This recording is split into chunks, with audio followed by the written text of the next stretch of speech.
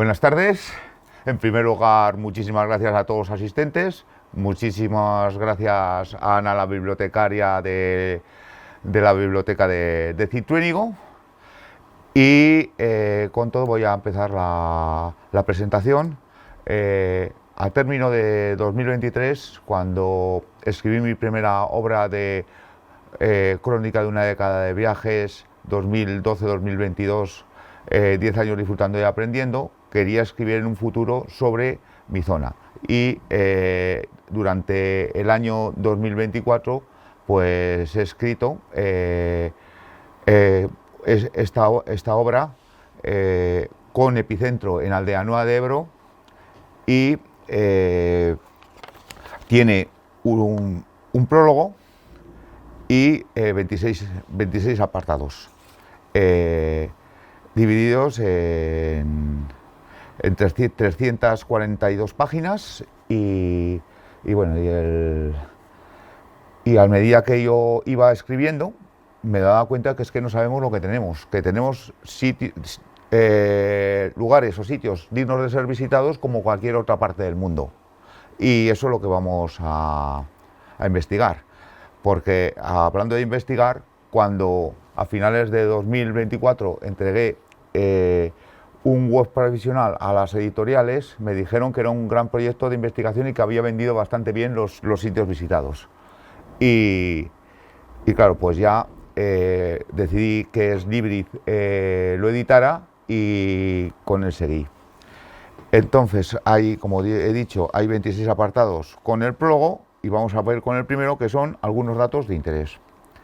Aquí lo que hago es pues varias listas con las localidades navarras que he visitado y he escrito sobre ellas, lo mismo que las riojanas. Y también otras listas, como por ejemplo aquí en los sitios visitados hay dos sitios que son catalogados como Patrimonio de la Humanidad por la UNESCO. Uno es el Valle de San Millán, incluidos los monasterios de Suso y Yuso, y el Camino de Santiago. Y hay otros espacios que son fuente de la... Son espacios de la biodiversidad, como las Bardenas de Navarra y los valles de Leza, Jubera, Cidacos y Alhama, en La Rioja, y otros espacios de reservas naturales como los Sotos de Alfaro o el nacimiento de Udederra. Y también hay otros bienes que se llaman bienes de interés cultural, que exigen la máxima protección por parte de las autoridades. Y he hecho una lista de los que hay en La Rioja y en Navarra también. Bueno, y vamos al segundo, que es un pequeño resumen de lo que ha ocurrido en el mundo desde la formación de la Tierra hasta nuestros días.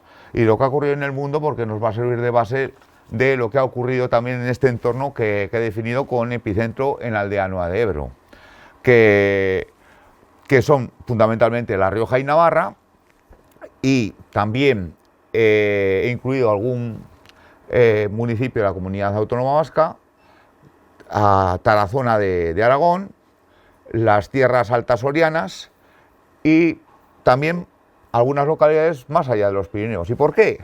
Pues porque nos van a ayudar a explicar acontecimientos de la historia. Por ejemplo, cómo vivieron los ciudadanos de Sara, San Juan de Luz, Bayona, la Revolución Francesa desde dentro. O qué ocurrió en abril de 1808, cuando Napoleón en Bayona citó a Carlos IV y a Fernando VII, que les hizo abdicar a favor de su hermano José Bonaparte. O el encuentro que hace poco se ha celebrado el 85 aniversario, el 23 de octubre de 1940, ahí se reunieron Franco y Hitler para ver en qué condiciones España entrase en la Segunda Guerra Mundial. Es interesante leerlo. Entonces, vamos ya con el inicio de la Tierra. Lo primero que nos tenemos que dar cuenta es que hay en algunos sitios que he visitado que hay vestigios de dinosaurios y hay otros como este, como por ejemplo mi pueblo, la aldea Nueva de Ebro, pues no los hay. Y aquí tenemos una referencia del por qué, ¿no? Aquí vemos como la sierra de La Rioja, es una tierra emergida hace 120 millones de años, y Navarra, lo que es el Valle del Ebro, el País Vasco, parte de Zaragoza, pues es tierra sumergida, por lo tanto no podía haber vestigios de dinosaurios. Y no solo se habla de dinosaurios, sino de otros seres que podemos ver en el centro de interpretación de Igea, muy cerca de aquí. Por ejemplo, moluscos, bivalvos, peces de más de 1 metro, que es lo que se alimentaban los dinosaurios, y también vegetales como, aquí tenemos unos dinosaurios del yacimiento Valdecivillo en Enciso, unas huellas en Cornago, cachordontosaurios en el yacimiento de las Heras en Cornago también, y también un tronco fósil de Igea, fundamentalmente en el Cretácico, que había helechos gigantes y coníferas. Pues vamos ya a entrar un poco en la prehistoria, y concretamente a la edad de los metales, donde tenemos vestigios en Tudela y otras localidades. Por ejemplo, ya me vais a perdonar que cada vez veo menos. Bueno, la edad del cobre, aquí en museos pues hay unas hachas, y comienza en el Cerro de Santa Bárbara, que está situado en Tudela, donde está situada la estatua del corazón de Jesús. Y ahí se han encontrado bastantes vestigios de la edad de bronce y de la edad de hierro también, y un cadáver infantil que está que lo han nombrado como primer tudelano, o el primer tudelano que se ha encontrado hasta entonces. ¿Y por qué? Porque es un cadáver infantil que cuando moría una persona eran quemados, pero si tenía 1 año o menos, lo tenía en la sala principal, y por eso lo han descubierto. Y no solo en Tudela, sino por ejemplo en Castejón hay un museo donde podemos observar las civilizaciones de los celtas, de los celtíberos, los vascones, qué vestigios, y las necrópolis, concretamente la necrópolis del poblado de Cerro del Castillo en Castejón. Generalmente, ¿por qué los pobladores se asentaban en los cerros cerca de ríos? Para poder practicar mejor la agricultura y la ganadería. Pero no siempre se asentaban en cerros, porque por ejemplo en Berrinzana podemos ver un poblado o un diseño de un poblado de cómo podía ser la edad de hierro. Aquí estaban los vascones. Entonces, al lado del río Arga, a las orillas del río Arga, pues hay una calle principal donde acaba en una gran plaza, aquí, ¿vale? Y con casas adosadas, que es donde vivían sus habitantes, y parecía que no había jerarquía.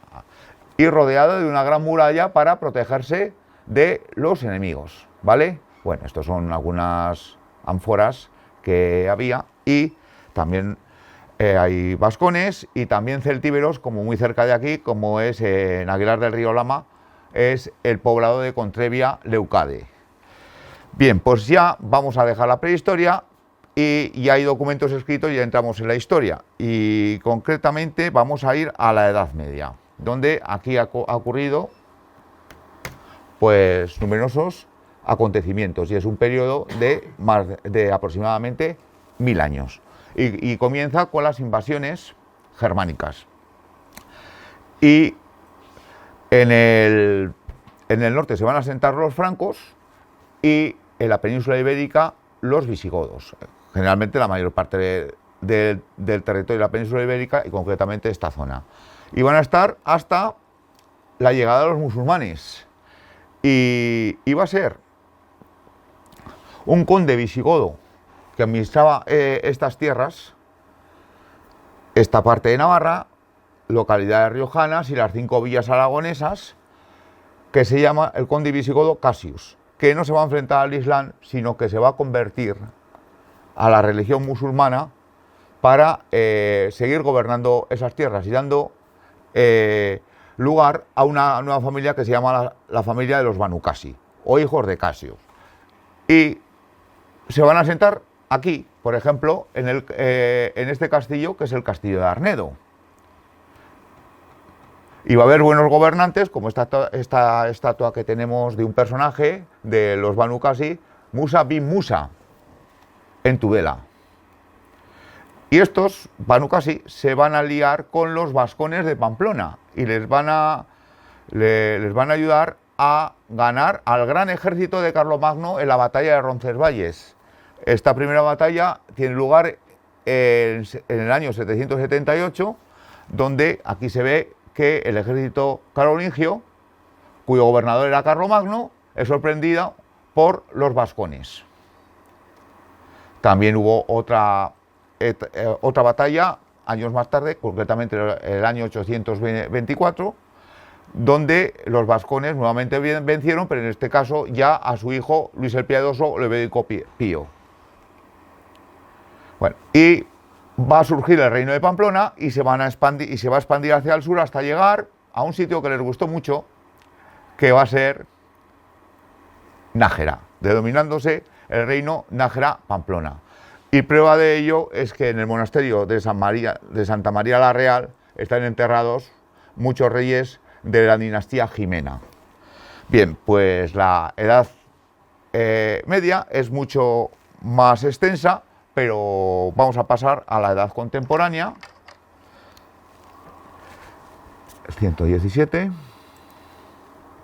Que también han ocurrido bastantes, y esto es la razón de haber introducido o haber visitado otras localidades más allá de los Pirineos.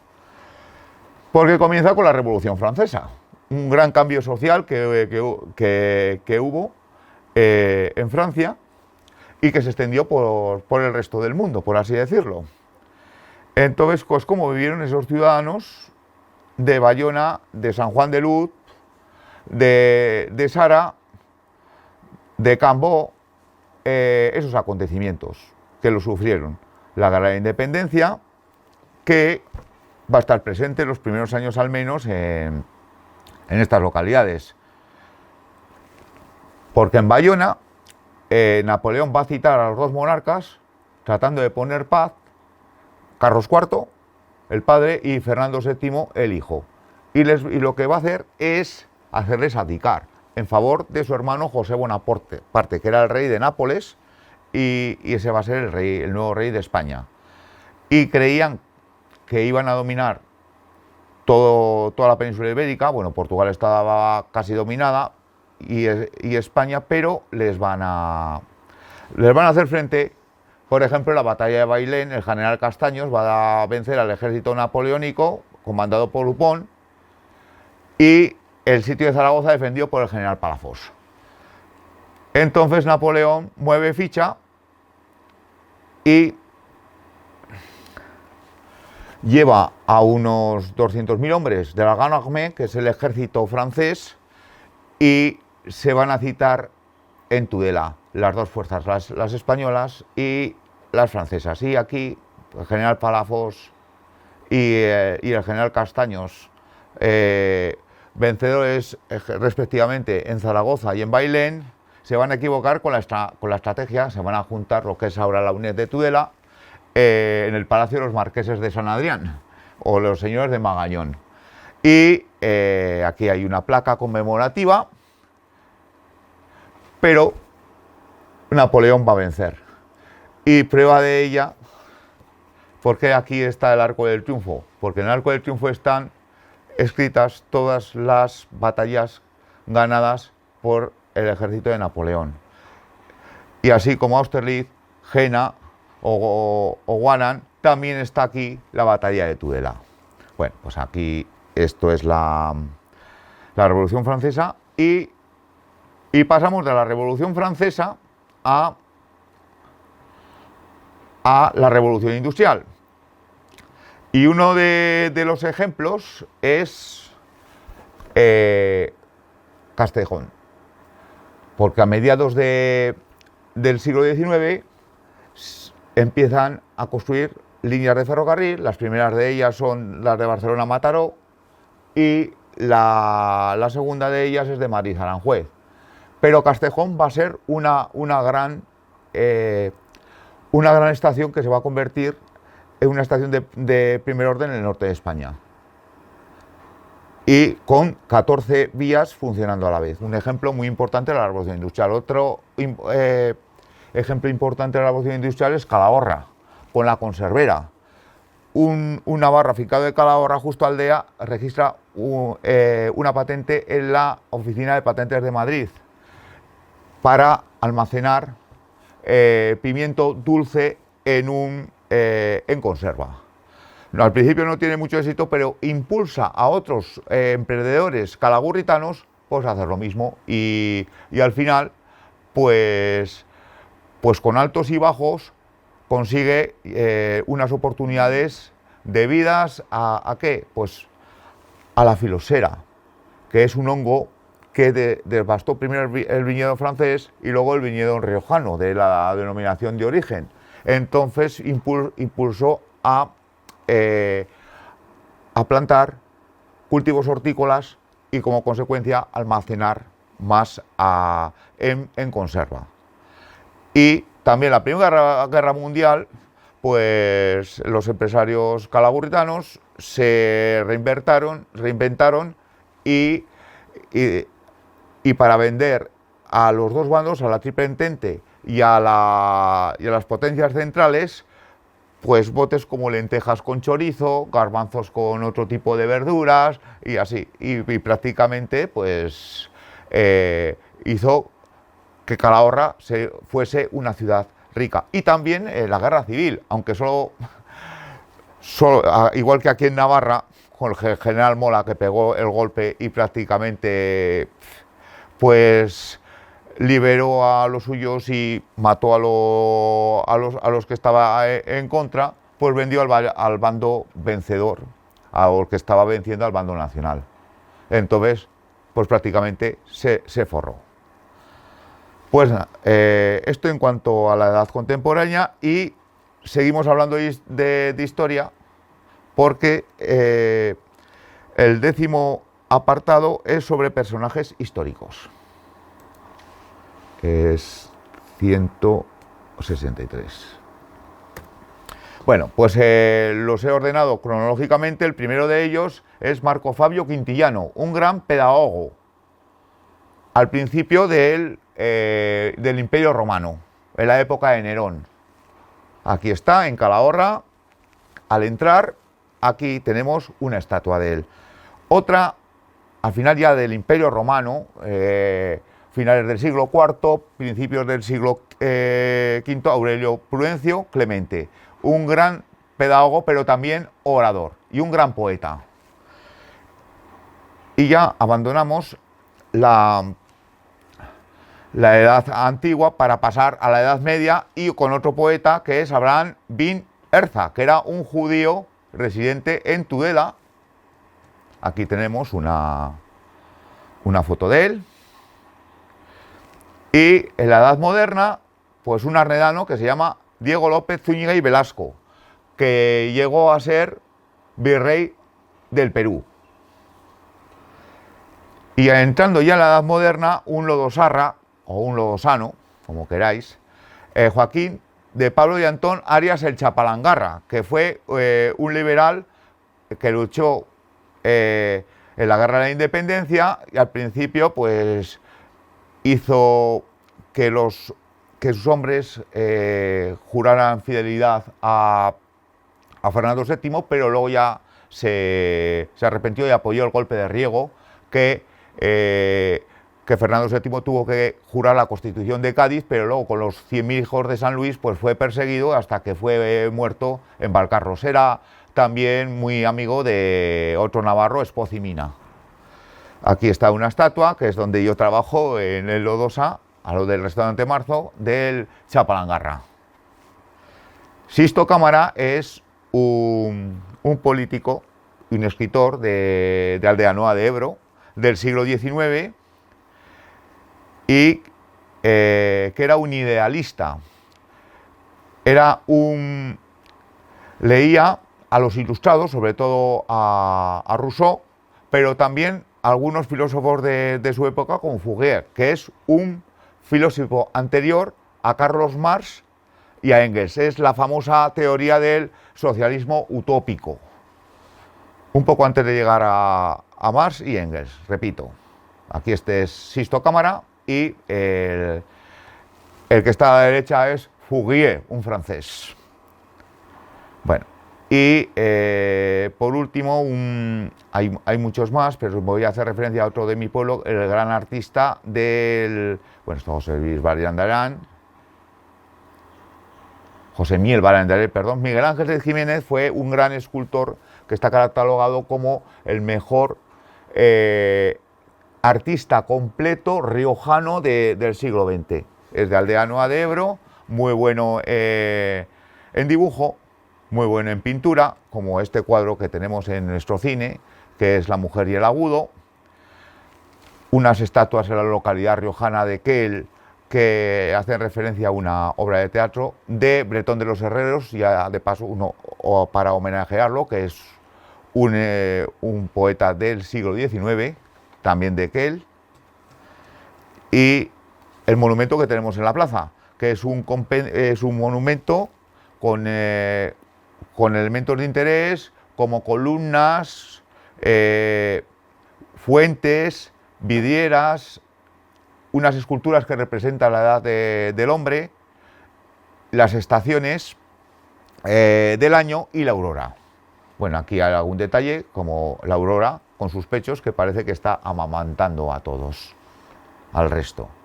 Una segunda época donde podemos ver, por ejemplo, en Rincón de Soto, una estatua de una mujer con el pelo desmelenado, de tamaño natural, compañía de unas vidrieras, y un misionero en Alfaro, que es Ezequiel Moreno.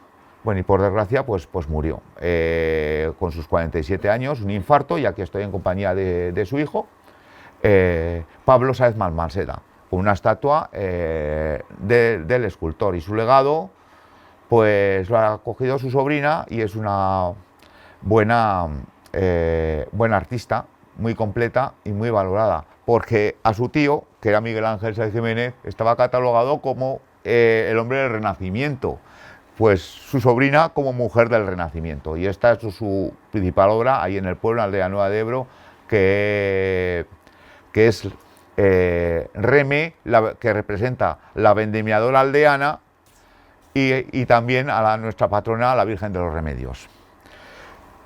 Y el siguiente que voy a comentar, historias, misterios y leyendas.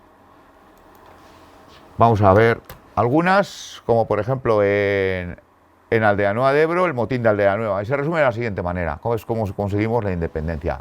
Aldea Nueva, ni de Calahorra ni de los señores. Y como dijo el alcalde en una inauguración de la Feria Entre Viñas de Viñedo, dijo: el pueblo nuestro es porque le hemos pagado, y además sin derramar una gota de sangre. Pues nos vamos a la metrópoli, a Calahorra, que es donde conseguimos la independencia. Era una aldea de Calahorra, Aldeanoa de Ebro. Y vamos bueno, hay algunas leyendas, como las de sus santos, las cabezas de San Emeterio y San Celedonio, un 2 de la Guerra de Independencia, y el Cáliz de Milagro. ¿Qué ocurrió ahí en el Cáliz del Milagro? Pues que había un reo que fue condenado a muerte por un delito que no había cometido. Sobre el siglo XVI data la leyenda. Y lo que va a ocurrir es que se va a escapar. Y va a ir a la iglesia de San Andrés, que es una iglesia al lado de la catedral. Entonces no se podía capturar a un preso, a un reo, en la casa de Dios. Pero los guardias se saltan a la torea y lo detienen. Pues vale, pues lo vuelven a juzgar y lo vuelven a condenar a muerte. Entonces, cuando ya llega al cadalso para ahorcarlo, entonces una intensa niebla se extiende alrededor, no se ve nada y el reo escucha una voz que le dice que le siga y le sigue. Y de repente desaparece la niebla y el reo ya no está. Pero no solo eso, el juez que le había condenado queda paralítico. Entonces empiezan a rezar, que dice, pues es verdad, que es que hemos cometido un pecado, porque si está prohibido capturar a un reo en la casa de Dios, pues le hemos faltado al respeto y nos ha castigado. Entonces empiezan a rezar y se cura. Y entonces le regalan al párroco, donde habían capturado al preso, un cáliz que ha pasado a la historia por ser el cáliz del milagro. Y hay algunas otras más, como por ejemplo aquí cerca en Valverde, que ahí se juntaron en vísperas de la batalla de las Navas de Tolosa en 1212, el rey de Navarra, que hay una estatua, Sancho VII el Fuerte, estaba también el rey de Aragón, Alfonso II, y el Alfonso de las Navas, Alfonso VIII. Ahí se juntó justamente que hay un mojón, que se llama el Mojón de los Tres Reyes. Incluso hay un hotel ahí en Valverde, pues se ve que claro, y quería la Iglesia que la península ibérica tendría un único reino cristiano, pero había muchas diferencias. Y habían conquistado, pues, entre ellos, pues la Rioja y la Buleva Castilla a Navarra. Entonces, pues se ve que Sancho, el de Navarra, vino, el de Castilla, Alfonso VIII, trajo la carne y el de Aragón los condimentos. Y entonces empiezan a decir, pues bueno, pues un único cristiano. Pero le dice Sancho VII el Fuerte, le dice, pues entonces devuélveme las tierras riojanas y las de la Buleva. Y le dijo, a ver, si estamos en un reino cristiano, en un único reino cristiano, ¿cómo? ¿Qué da igual a que pertenece a Navarra que a Aragón?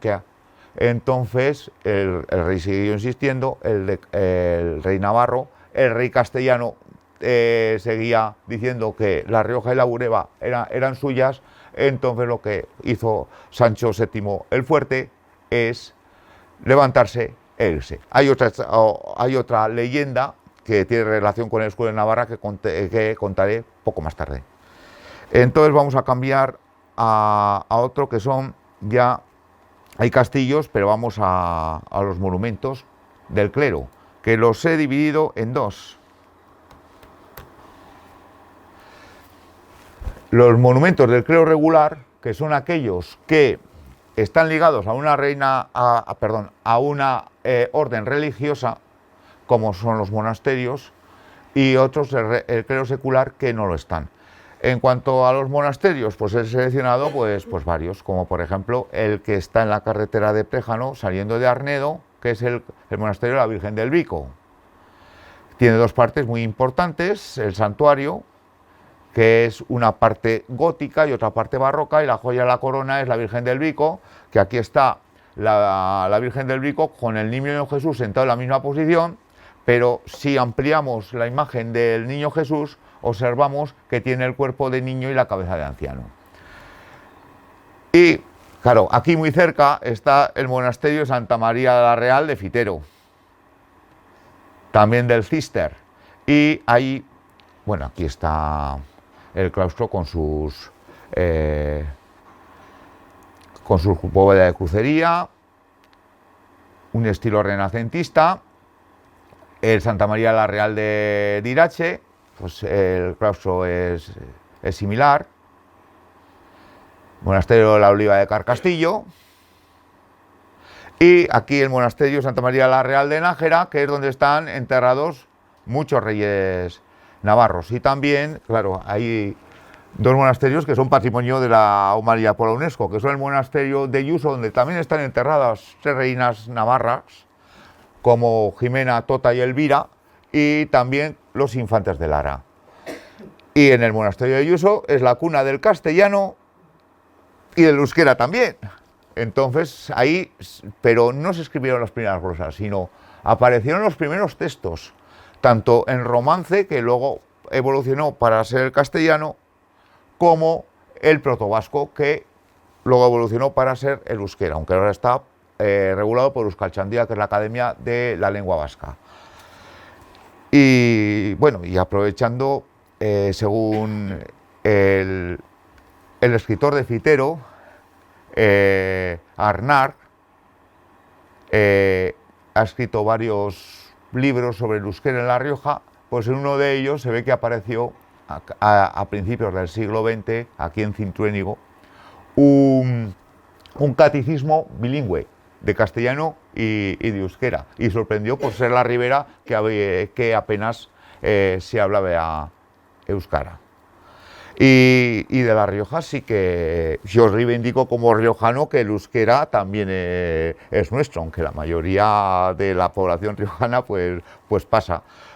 Pero aparte de las glosas, cabe destacar en el siglo XIII la fazaña de Ojacastro, que llegó Castilla, conquistó ese territorio y Ojacastro está al lado de Ezcaray. Y de hecho, cualquier fin de semana parece que estamos en un pueblo de Guipúzcoa o de la Vizcaya profunda también. Entonces lo que pasaba, ¿qué pasa si un reo cometía un delito y se le juzgaba en castellano?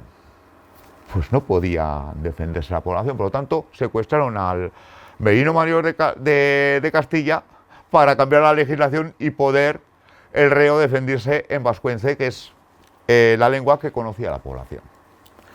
Bien, pues esto en el apartado de idiomas, pues hablo del castellano, hablo del euskera y hablo del francés también, porque hemos recorrido municipios donde se habla francés. Y cómo surgió el francés, que es un poco diferente a cómo surgió el castellano, que también es una lengua romance procedente del latín. Y ya vamos, ya más acabando, ya con ocio, por ejemplo, el cine, un apartado. Entonces aquí destacó dos temáticas, de las brujas y el carlismo. En Navarra se han rodado unas cuantas películas, sobre todo de las Bardenas reales, como por ejemplo 007, El mundo nunca es suficiente, Acción mutante, Anacleto agente o Juego de Tronos. Y en Estella, Viana y Olite se han rodado la película de los Borgia en el 2006.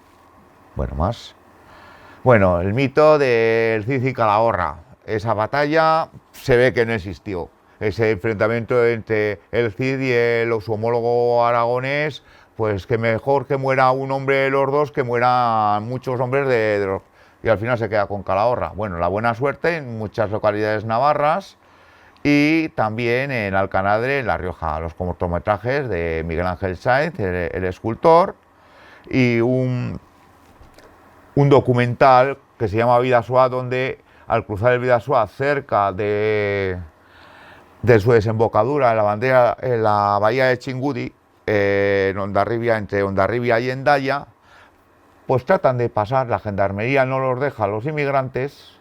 Resulta que es curioso que no se ahogan en pateras, cruzando buena parte del océano Atlántico, el estrecho de Gibraltar, el Mediterráneo, y resulta que en el Bidasoa, sí, con los remolinos que hay, pues muere ahí. Y esto es pues un poco de humanidad, de conciencia hacia ese grupo de gente que busca una solución o mejorar su calidad de vida, jugándose su vida propia. Y también deportes, ¿por qué? Porque lo mismo que tenemos sitios dignos de ser visitados, tenemos también muy buenos deportistas. Y claro, aquí en Navarra, ¿cuál es así el mejor ciclista, el mejor deportista de todos los tiempos? Pues sin duda, Miguel Indurain, aquí lo tenemos, de rosa y de amarillo, con sus 5 tours, sus 2 giros, sus campeonatos del mundo contrarreloj, su récord de la hora en aquel entonces, pero también en La Rioja pues tenemos también un compañero mío de clase, el alfareño Javier Pascual Llorente, que corrió en el equipo Kelme, entre otros, y tuvo unas destacadas actuaciones en el Tour 2000 y 2003, incluso superior a... se clasificó por encima de favoritos a priori como para ganar el Tour como Abraham Olano, y ha ganado pues vueltas pequeñas por etapas como la Vuelta a Murcia, la Vuelta de Castilla-León, la Vuelta a Andalucía y bueno, del 71, igual que yo en fútbol, pues hay 2 rinconeros pues, que han jugado, uno en el Athletic y otro en la Real Sociedad. Es Fernando Llorente, encima es campeón del mundo con España en el Mundial 2010 en Sudáfrica, y Rubén Pardo, que ha sido con la selección sub-19 campeón de Europa. Poco después jugó en la Real Sociedad. Bueno, se nota que soy un poco la Real Sociedad. Aquí está, es Carlos Martínez, es de Loosa y ha jugado la pasada década. También, bueno, aquí está cuando se despidió junto a Xavi Prieto, una de las leyendas, Víctor Morales, que jugó en Osasuna y el Logroñés, es de mi pueblo, en los años 90 y a principio del año 2000, y también ha jugado en el Leganés, ha jugado en el Eibar, ha jugado en el Girona, Palomarín, que dicen que es de Logroño, pero que también es arnedano, y por último, nuestro máximo exponente de deportista riojano de natación, que además es de Aldea Nueva de Ebro, se llama Iván Martínez Sota, donde ha sido internacional en todas las categorías junior, y el año pasado pues participó en el Mundial de Budapest y se ha clasificado en su prueba entre los mejores 50 del mundo. Un gran mérito, ahora tiene 21 años. Bueno, otros deportes como el campo a través o el trail, este arnedano que le he querido meter, un gran amigo mío.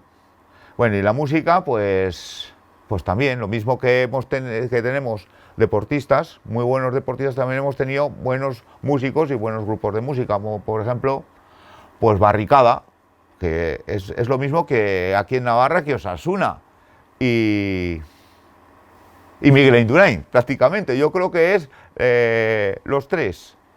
Es Barricada, o el Drogas, Enrique Villarreal, el Osasuna y Miguel Indurain. Yo creo que son los 3 mosqueteros. Aquí están en sus tiempos, y aquí, aprovechando las dedicatorias, dedico a músicos y otros personajes fallecidos como Boni, el guitarra de Barricada, este que señalo con el ratón. También Piperrak, que nos han deleitado a los que nos gusta esta música punk. Aquí es cuando empezaron, y también homenaje a Rufo, que falleció pues hace varios años. Y también a otros más modestos, como los zapateros Zapa de Rincón de Soto, los de Vicio de Alcanadre, Bochorno, que es un compendio de mi amigo Maí de Cadreita, aunque vive en Alfaro, componentes de Valtierra y Arguedas. Bueno, y ahora se ve que han cambiado de batería, antes era Alfaro y ahora es de Milagro. Y también, bueno, música en euskera, como los Berri Charrac, Valerdi, y homenaje a 2 pueblos musicales, Vera de Bidasoa y Alfaro, que hay música de todos los tipos. Y también homenaje a la Jota, no es que me vaya mucho, pero yo creo que es una tradición que tiene que seguir y que va a menos. Y además es de La Rioja, Navarra y Aragón. Vale, y para terminar, pues con 2 apartados, un glosario de conceptos un poco complejos, por si acaso se nos resiste, y por último la bibliografía que es el conjunto de libros que he utilizado para escribir este libro, valga la redundancia, y con esto voy por terminado mi intervención y ahora abro un espacio de ruegos y preguntas. Muchas gracias.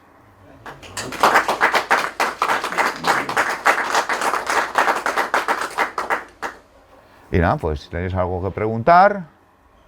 Ese diccionario que has dicho que se encontró aquí en Cintrónigo, euskera y castellano, yo no había... Sí, yo tampoco lo había escuchado, pero es que, bueno, es Eduardo Arnár, el escritor. Yo le he visitado varias veces y sí, algunas reuniones que teníamos las radio en la Miniturri, pues lo conocí a través de... Y claro, yo, la mayor parte eran de Logroño, los socios, y me tocaba relativamente cerca, de la Nueva de Ebro, Fitero, pues algunas veces pues he ido a su casa y sí que le he comprado su primer libro de euskera, luego le tengo que comprar el segundo de euskera en La Rioja. Que La Rioja la clasifica en la propia Rioja, La Rioja Navarra, que es Corella, Cintruénigo, incluso parte de Tudela, que es lo que también en este libro, la Gran Rioja, antes de que Juan de Burgos hiciese un reparto administrativo de España, La Rioja tenía casi 7.000 kilómetros cuadrados y también, pues claro, pues tenía varios municipios navarros que al final prefirieron seguirlos por los fueros, prefirieron seguir Navarra, pero que en un momento dado estaban en Rioja. Yo creo que Cintruénigo era de Rioja en aquel entonces. Y nada, pues se ve que apareció un documento en bilingüe, un catecismo, una doctrina de la religión cristiana, en euskera y en castellano, curiosamente. Lo dice él, simplemente, no... Pero se conserva, se ve el libro, ahí texto. Se ve que no... Dice que apareció, pero que no da pistas de dónde está ni... Bueno, si está en el archivo de Navarra, o en La Rioja, o dónde está. Yo creo que debería estar en Navarra, claro. Es que, claro, choca mucho porque esto es una zona donde no es euskérica, para nada. Yo ya de la Nueva de Ebro y otro más, y se ve que estos pueblos de Navarra lo mismo, que somos euskaldunes que hablamos euskera y escuchamos y entendemos. Eso es lo que se... El personaje, el que ha escrito o el que ha encontrado el documento, ¿se puede estar con él? ¿Está vivo? Sí, hace mucho que no escribe de esos temas. Ha escrito también alguna cosa del monasterio de Fitero también. Ha escrito... ¿Él vive en Fitero? Por lo menos hasta hace varios años, sí. Hace unos años sí que vive en Fitero. Yo no lo había oído, como escritor tampoco. Sí, es como yo, vaya. Ha escrito en Pamiera, ha escrito en Amazon, que yo el próximo lo pienso hacer de la esclavitud y el racismo. Y claro, pues estos libros cuestan un poco caros, están bien presentados, pero claro, pues para que te salga un poco bien tienes que coger una tirada muy buena y cuesta venderlo. Aunque yo creo que este sí que es un libro para enterarnos de qué historia hemos tenido, ¿no? Porque libros de La Rioja hay muchos, libros de Navarra también hay muchos, pero de Rioja y Navarra, por ejemplo, y otras comunidades que este libro es cultural, no es político para nada. Hay que contar acontecimientos políticos, pero yo no me mojo ahí. Memoria histórica de Sartaguda, memoria histórica de Sartaguda. Pero antes existía en todos los pueblos José Antonio I de Rivera y los que habían caído del bando nacional. Eso me ha tocado a mí en los años 70, ahí mismo en la iglesia y el cementerio, cada vez que había un funeral. Pues ahora ya Una pregunta, también que por relación con Cintrónigo, el Chapalangarra. Ya sabes que es un personaje muy arraigado del Cintrónigo. Sí, además lo que me ha sorprendido es que en la pantalla sí que ponían, he visto lo del Chapalangarra. Es un personaje muy bueno, además es citado por Benito Pérez Galdós. Este personaje que he citado de Aldea Nueva de Ebro, que es Sisto Cámara, que que escribía en la prensa satírica en Madrid y que parecía como Federico García Lorca, que hacía más daño con la pluma que con las pistolas. Y fue perseguido también, y claro, murió en Olivenza, que eso es la victoria pírrica que obtuvo España en el Tratado de Fuentenebló. Que claro, como Portugal dependía del gobierno británico, pues no quería hacer el bloqueo continental a los ingleses. Entonces dijo Napoleón, pues venga, déjame invadir, que somos aliados y vamos a repartirnos Portugal. Godoy se quedaba al Algarve, Napoleón otra parte, y otra parte pues para un duque del norte de Italia. Pues hubo la Guerra de las Naranjas en 1807 y una de las... y además esto es lo que fue decisivo porque huyó a Portugal. Había huido a Lisboa y hizo también un libro en portugués, Sisto Cámara. Pues bueno, pues en Olivenza, que eso fue el único territorio que consiguió España de Portugal en esa guerra. Del Tratado de Fuentenebló de que se le permitían a las tropas francesas invadir España para invadir Portugal, pero luego hicieron un 2 por 1, o intentaron hacerlo. Pues sí, pues eso, ahí murió en Olivenza, Badajoz. Y Federico Pérez Galdós le llama el extremeño, hace referencia a donde murió, pero nació en Aldeanoa de Ebro.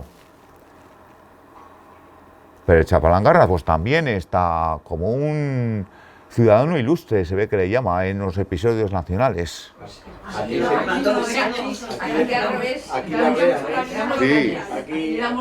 aquí lo cuelgan, lo ahorcan y después lo llevan a la hoguera, que lo sepas. Lo matan todos los años. Ah, sí, pero eso ya...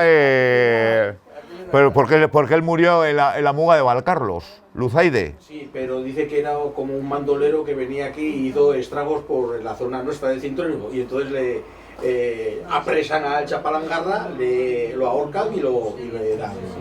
Es otra leyenda del Cintrónigo. Sí. No, lo apalean las mujeres, además. O sea, se debió meter tanto con las mujeres que lo típico aquí es que lo cojan las mujeres y lo echen al fuego las mujeres. Pero yo creo que no Que no será el mismo personaje. No. Sí será, porque era liberal, ¿no? Era liberal, que al principio, pues claro, pero que respetaba al rey. Pero claro, quería que